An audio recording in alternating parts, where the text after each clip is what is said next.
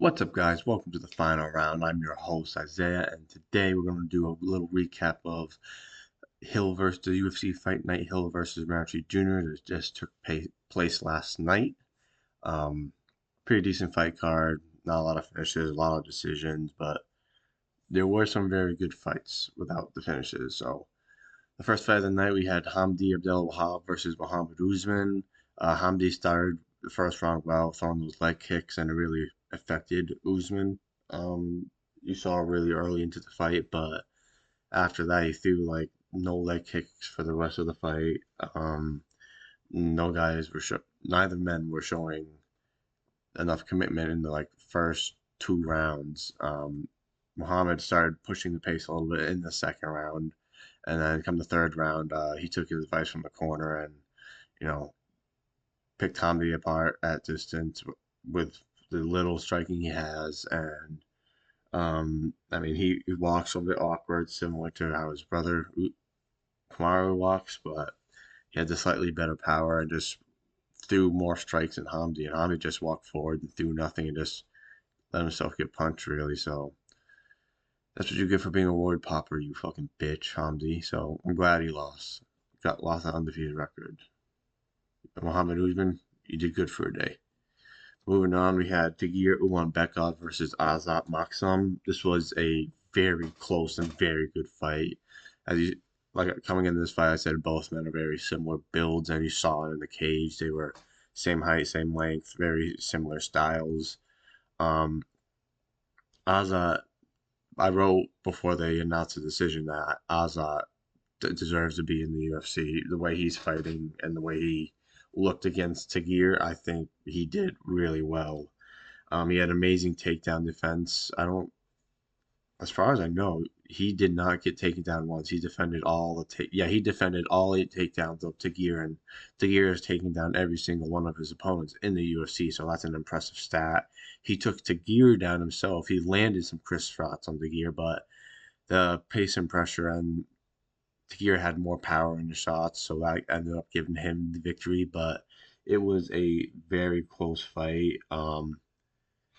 Azat had a good takedown that almost got prevented when Tagir grabbed the fence, but he still got it. So I don't agree with the 30-27, 29-28 makes more sense, but Azat deserves to be here. Good win by Tagir, but I'm very, very excited to see Azat's fight in the future. And moving on, we had Irina Alexeyeva versus Claudia Segula. Shit, wrong one. Um, Alexeyeva really kind of did nothing, just kind of threw wild shots, just winged Segula wasn't really defensively sound in this fight, but was able to, keep her distance and pick apart Alexeyeva at range and just, make this fight herself her own. She pushed the pace, dictated it. Um, Let me see. I wrote down notes for this. Um, yeah, I mean, it was just way too overly aggressive in this fight, and it cost her the fight. And Claudia was just far more technical. And there was a really cool moment in the fight where Claudia threw a right cross and then missed, and then immediately switched it to a backhand with the same fist and dropped Irina. So Claudia definitely looked really good in this fight, and Alexeyeva looked like dog water. I'm not gonna lie. Definitely needs to work on her fight IQ and fight more technical and not overly aggressive. So yeah. And moving on, we had Daria Zelendiakova versus Melissa Mullins, which was a rematch. Melissa won this. It was before they were both in the UFC. Daria started really strong, landed a bunch of shots that were unanswered, and it looked like Melissa Mullins really had nothing right off the bat. But eventually, she landed a good shot, got her confidence back, and it did well. In the first round, the second round didn't do a whole much. It was mostly just Daria landing at distance and picking the pace. Um, Daria did what the why did it do that? Weird. Daria did uh, grabbed the fence as well. That did cost Melissa a takedown that could have changed the outcome of the fight, but I don't know. Daria ended up getting the win, so good for her. And yeah, she got the win. And moving on, we had Ismail Nadia versus Jung Park. And I'm going to preface this off by saying, Ismail Nardiev, go fuck yourself, buddy. How dare you? Fucking three, three different offensive. Two eye pokes, one in both eyes, and then an illegal knee on the ground that cut open the Iron Turtle's eyelid. And that was insanely terrible. And he got 2 points taken from him in this fight due to that, which he deserved to be.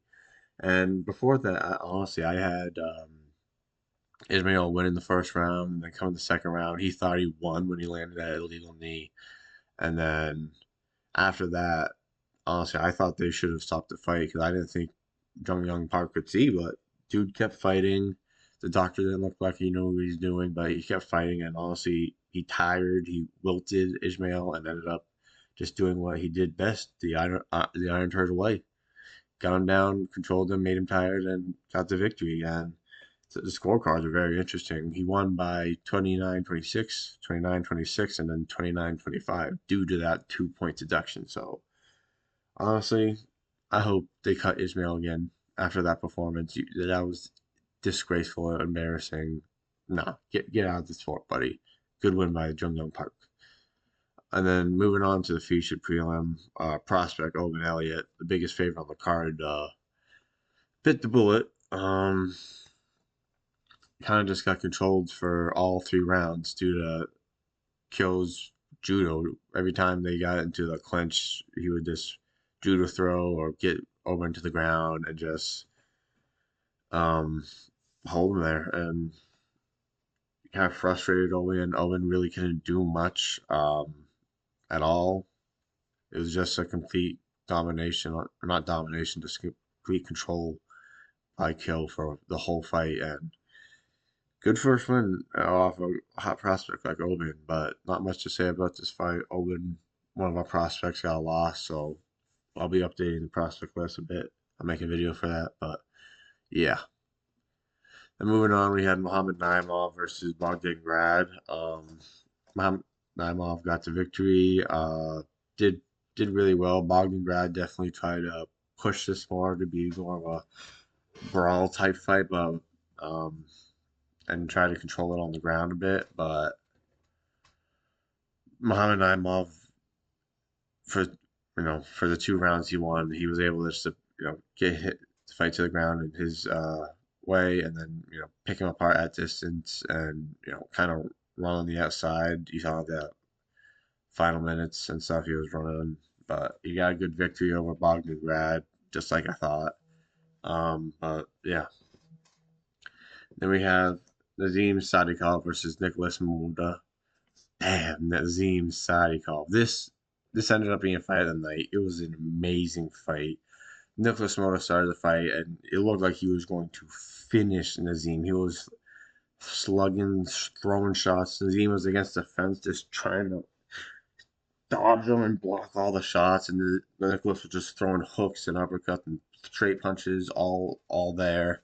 And he didn't get to finish, and that's probably what ended up costing him that fight because coming the second round, the exact same scenario was happening, but on the opposite side, Nicholas Mota was against the fence trying to cover and block all the shots, and Nazim was throwing all the shots, and he's landed. Shots were getting through the guard, and one crisp, clean right hook landed right on Nicholas's chin, and he dropped. He dropped hard, and man, the fact that Nazim isn't on our prospect list right now, I think is a missed opportunity. I don't know why we don't have him on our prospect list because he's damn good. He is damn good, dude. And that was a KO win or Dr. Stoppage over Ishmael Bonfim, and now a win over Nicholas Shimoda over KO. Dude, this guy is impressive. Definitely pay attention to him in the future because I think this guy is gonna show some he's gonna have a good career, is what I mean to say. Moving on, we had Tafik Musayev versus Murabek Orbay. Um, exactly what I thought was going to happen in this fight. Orbay showed there's different levels to the sport. UFC's on a different level than Bellator and Ryzen. Um, he immediately pushed Tafik against the fence and controlled him. And Tafik showed great takedown defense right off the bat. He was in the air hovering for a minute and, held his own. But then more Orbai eventually did get it to the ground, and Tafik wasn't able to get back up, and Orbai just made his way and found a Kimura and locked it up, and Tafik had to tap. If it's Kimura's locked in, you have to tap, or you're gonna fuck your spine and arm up for life. So it was a good win by Orbai. Good win off of that war loss he had against Rebecca, but yeah, kind of happens when you take 2 years off. Not his own fault, not his Musayev's fault, but he got what he wanted and he fought in Azerbaijan. So yeah. And moving on, we had the Curtis Blades versus Vizian Kurniev. Another Roy Popper who took the L. I'm very happy about it. Although Curtis Blades was getting me worried in that fight. He was taking a lot of shots to the head, and I did not like that, especially knowing how Curtis is. So he got the dub. It was a split decision. It could have definitely gone the other way toward Kuniev's side, but I'm very glad that they gave it to Curtis. It was probably the control time Curtis had on the ground, and he did land more strikes. So yeah, that's what you get for testing positive for 4 different banned substances. You fucking bum. Nah, get out of the UFC. Good job, Curtis. And then we had the featured prelim of the night. We had Rafael Fiziev versus Ignacio Bahamondes, and Rafael snapped his 3-fight losing streak and got a decision win over Ignacio, another one of our prospects who has taken an L, unfortunately. Um, it is what it is, but Rafael was just, I thought the big reach and height advantage for Ignacio was going to play more of a factor than it did. But no, it really didn't. I thought Fiziev was able to get in close and land his shots. He landed more, landed the better shots. Had some great takedowns and some good control time.